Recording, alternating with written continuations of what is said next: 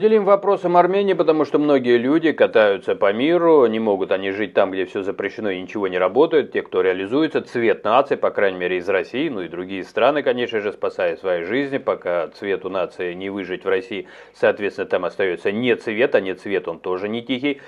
Поэтому давайте разберемся, что сейчас происходит с Арменией. Похищение Европой, как похитили Армению. Как Армия пишет, это The Insider, как Армения стала самой прозападной страной Кавказа.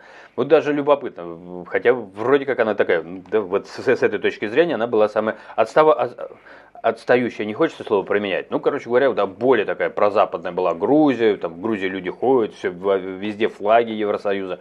А Армения как так, вот, да, там и военнослужащие, там и части российские стоят, такая полностью, да, просто какая-то периферия России. И вдруг она действительно устремляется в сторону Запада, в сторону цивилизации, развития, процветания. Больше того, прям каким-то стремительным, очень стремительно. Получает даже право, например, вот как блогер вам говорю, от YouTube получать монетизацию. Так что если кому-то надо, туда по внутреннему паспорту пока, по крайней мере, может заезжать. Если у кого-то нет монетизации, кто YouTube делает, в Армении приезжать к своему паспорту, там немножко оформлений, и вы можете туда получать подтверждение, письмо высылает Google, извините, это YouTube, ну это то же самое. И вы можете сделать себе монетизацию канала просто вот в Армении. Если я так подробно не копал, но похоже, туда высылают сейчас монетизацию, так что запросто. Как Армения стала самой прозападной страной Кавказа? Ну, давайте посмотрим, что нам расскажет The Insider.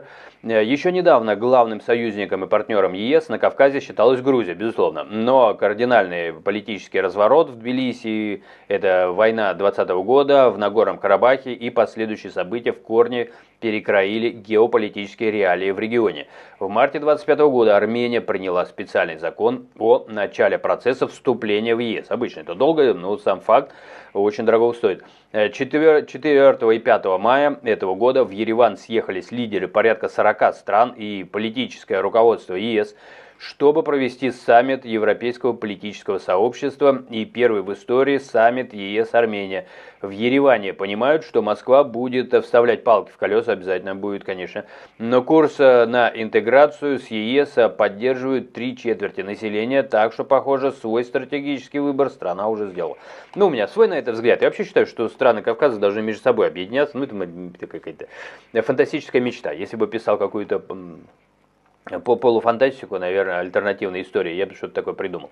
Да еще если бы со странами Балканского полуострова, то это был бы такой костяк, это было бы такое объединение. ЕС бы уже просила вступить туда. Почему? Потому что там мало того, что и люди такие, и с уважением и культуры. Ну, я не хочу обидеть другие страны, но очень много вокруг них было необходимости им сражаться за свою свободу. Вот все эти страны, Балканы еле освободили, там Сербия, сколько было восстаний, чтобы стряхнуть с себя. Вот эти имперцы же, да, всякие вот там, много кого сейчас называют имперцами. Это те, которые Хаминеи поклоняются, как я понимаю, ну и прочим товарищам, которые такое остаточное явление в каком-то смысле османского такого влияния.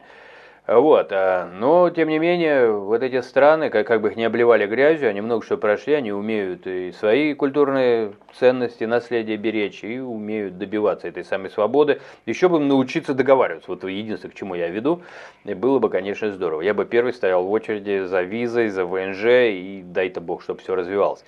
Мое мнение такое, добавил его немножко, свое тоже можете добавлять, и увидимся в следующих новостях. Берегите себя, это самое главное.